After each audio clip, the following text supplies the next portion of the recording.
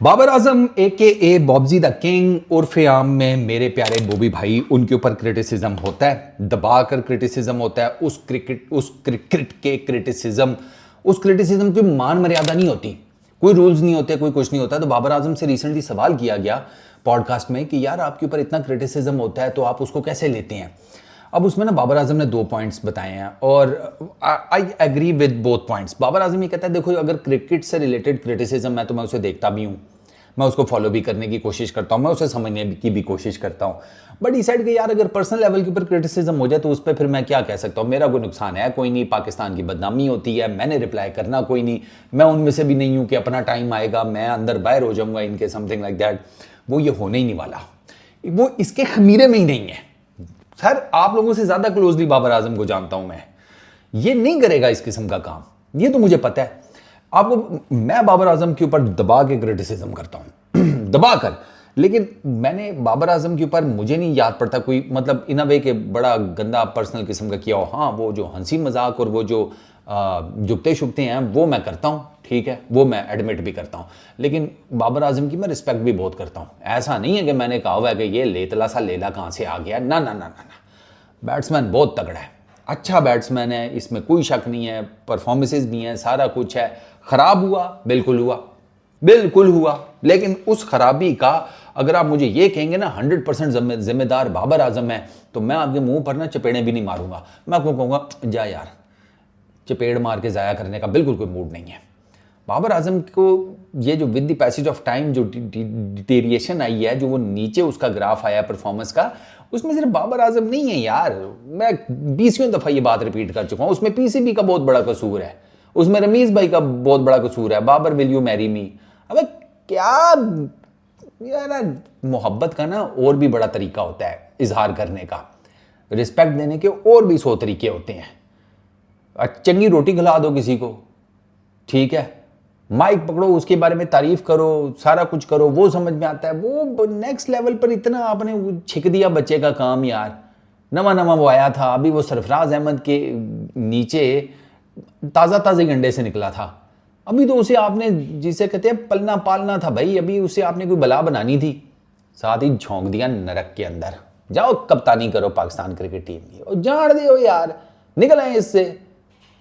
तो बाबर आजम की ना आई वुड एग्री पर्सनल यार। सर आप बाबर आजम क्रिटिसिज्म की बात कर रहे हैं, माँ पैंट की गालियां देते हैं लोग उसे, ये गलत है, ये गलत है। गाली वाली नहीं देनी चाहिए भाई पर्सनल लेवल के ऊपर। मैंने तो उसके फादर को डिफेंड किया है, मैंने बाबर आजम के फादर को डिफेंड किया है। और मैं सर बाबर आजम के फादर को 2 तरीके से डिफेंड किया जा सकता है, ठीक है, बाप है, कोच है, मेंटोर है, सब कुछ है, ठीक है, उन्होंने खुद कहा हुआ है तो वो समझ में आती है। बाप अब अपने बेटे को जिसे कहते हैं डिफेंड नहीं करेगा तो और कौन करेगा, बिल्कुल ठीक है। ये है एक एंगल, इमोशनल एंगल। दूसरा एंगल कमाऊ पूत है, ये वो वाला जमशेद है जो चंगे टाइम पे दुबई में चला गया, नौकरी ठीक सी मिल गई, पैसे खुद भी कमा रहा है, घर वालों को भी भेज रहा है, उसने निज़ाम सेट करके रखा हुआ है। पीछे छोटे भाई ने 1 to 5 भी ले लिया है, छोटा भाई जिसे कहते हैं भाई साहब बीलियाँ भी मार रहा है, बर्गर्स भी खा रहा है, वजीशरी भी सेट की हुई है, उसे भी घुमा फिरा रहा है। समझ रहे हो ना, ये एक देसी हाउस होल्ड में आपको ना, ये पाकिस्तान इंडिया के समझ जाएंगे मैं क्या बात कर रहा हूँ। तो ये वो वाला कमाऊ पूत है, अगर आप उस एंगल से भी देख लेते हैं तो भी उसके बाप का अपने बेटे को डिफेंड करना बिल्कुल समझ में आता है। तो यार देखो बाबर आजम को ना सिर्फ क्रिकेट से रिलेटेड आप करो क्रिटिसाइज, वो समझ में आता है। ये जो मीडिया चैनल्स के ऊपर बैठ कर जो हमारे साबिक क्रिकेटर्स हैं वो जब बाबर आजम को इतना लताड़ रहे होते हैं ना, मैं लताड़ू समझ में आता है। बाबर ठीक है नहीं परफॉर्म करेगा, टीम नहीं चलेगी, सारा कुछ होगा, मुझे तकलीफ होगी, सारा कुछ। तुमने तो ग्रोसरी वालों क्रिकेट खेली हुई है, तुम सारे कौन से बहुत बड़े डॉन ब्रेडमैन थे, तुम्हारी क्रिकेट हमारी आंखों के सामने से गुजरी हुई है। तुम लोगों ने ऐसे कौन से कामयाबी के पहाड़ सर कर लिए कि जिसकी चोटियों के ऊपर बैठकर तुम अब नीचे कह रहे होते हो हाँ भाई गरीबो क्या हाल है, इस तरह तो नहीं होता। चोटी छोड़ो, भैंस की आंख टीला नहीं तुम लोगों ने कुछ सर किया, जितने ये टीवी पर बैठे होते हैं x cricketers, you name it, लोगों में जहर भर रहे हैं और कुछ भी नहीं है। भाईजान क्रिटिसिज्म करना करो, मैं मतलब जैसे कहते हैं साफ सुथरे अंदाज में तो कपड़े तो मैं भी अगले के उतार देता हूं, लेकिन वो जो मेरा बहुत ही मीटर शॉट हुआ हो और स्पेशली जब आपने बहुत बड़ी चवल मारी हो तो बाबर आजम के ऊपर क्रिटिसिज्म जो है ना, उसमें सिर्फ एक चीज़ है, मैं आज भी उस चीज़ पे कायम व दायम हूँ कि मैक्सिमम बाबर आजम की T20 क्रिकेट PSL तक होनी चाहिए, पाकिस्तान क्रिकेट टीम में नहीं। ये बाबर आजम T20 क्रिकेट में आया तो ये इसके अंदर ये प्रॉब्लम्स, इसकी टेक्निकल इश्यूज शुरू हुए हैं। T20 क्रिकेट बहुत डिफरेंट है। बाबर आजम की क्रिकेट का जो मंत्रा है, जो टेक्निकल चीज़ें हैं, जिस तरीके से वो प्ले करता है, वो बहुत डिफरेंट है। बाबर आजम के फैंस तो कहते हैं कि भाई T20 में भी हो, टेस्ट क्रिकेट में भी हो, ODI क्रिकेट में भी हो, वजीर आजम भी हो, सदर भी हो, वजीर दाखिला भी हो, वजीर खारिज, उनको तो लगता है कि सब कुछ ही बाबर आजम को बना दो। ऐसे नहीं होता। अब मैं उनसे पूछूं अगर कि बाबर आजम की 2019-20 में जो हाथ की टेक्निक थी वो मुझे बताओ और अभी जो है वो बताओ, तो ये देखना शुरू हो जाएंगे मुझे कि ये क्या बात कर रहा है यार, ये समझ नहीं आई हमें, ज़रा थोड़ा बताना।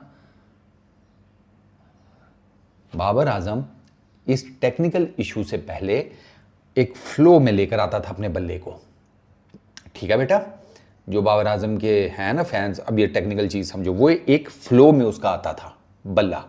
अब बाबर आजम का क्या हो रहा है कि अब चूंकि वो बहुत ज़्यादा टेंटेटिव हो गया है, बहुत ज़्यादा मोहतात अंदाज में वो इनिशियली बैटिंग करने के चक्करों में होता है, तो अब वो क्या कर रहा है कि वो बॉल आ रही हो, मतलब बॉल अभी शायद डिलीवर भी नहीं हुई होती होगी या ऑलमोस्ट समझो कि बॉलर के हाथ से निकली ही है, बाबर आजम का हाथ वो फ्लो की बजाय यहां आकर रुक जाती है। अब यहां आकर ना वो बेसिकली देख रहा होता है कि अब गेंद की लाइन और लेंथ क्या और मैं उस हिसाब से उसको एडजस्ट करूं। तो ये टेंटेटिव जो टाइप होती है ना क्रिकेट खेलने की, वो इस तरह होती है कि जब आप श्योर नहीं है कि मैं लाइन और लेंथ को कैसे कवर करूं। और ये रीजन है कि बाबर आजम चूंकि स्टक हो जाता है ना, ठीक है, और वहीं पर खड़े खड़े वो मनूवर करने की कोशिश करता है, तो उसके आउटसाइड एजेस निकल रही हैं और वो आगे पीछे कैच पकड़ा रहा है। अब ये टेक्निकल चीज तुम लोगों को पता है नहीं, मैं तुम लोगों को डिमीन नहीं कर रहा, इंसल्ट नहीं कर रहा, डिसरिस्पेक्ट नहीं कर रहा, वो मैं डिफरेंट तरीके से करता हूं, वो मैं तुम लोगों को करता रहता हूं, वो नहीं कर रहा अभी मैं, वो मेरा मूड भी नहीं है। ये चीज आपको कभी किसी ने टीवी पे बताई है? बताओ जरा, बाबर आजम की ये चीज कभी किसी ने आपको टीवी पर बताई है बैठकर? बाबर आजम वो बिकता है, इस वजह से बस उसके नाम लेकर शुरू हो जाओ। यार बाबर मुझे पसंद है, लेकिन मुझे क्रिकेट टीम जो है ना अपनी, वो बाबर से ज़्यादा पसंद है। मुझे जीत अपनी क्रिकेट टीम की उससे भी ज़्यादा पसंद है। थोड़ा सा ना इस डिफरेंस को समझे।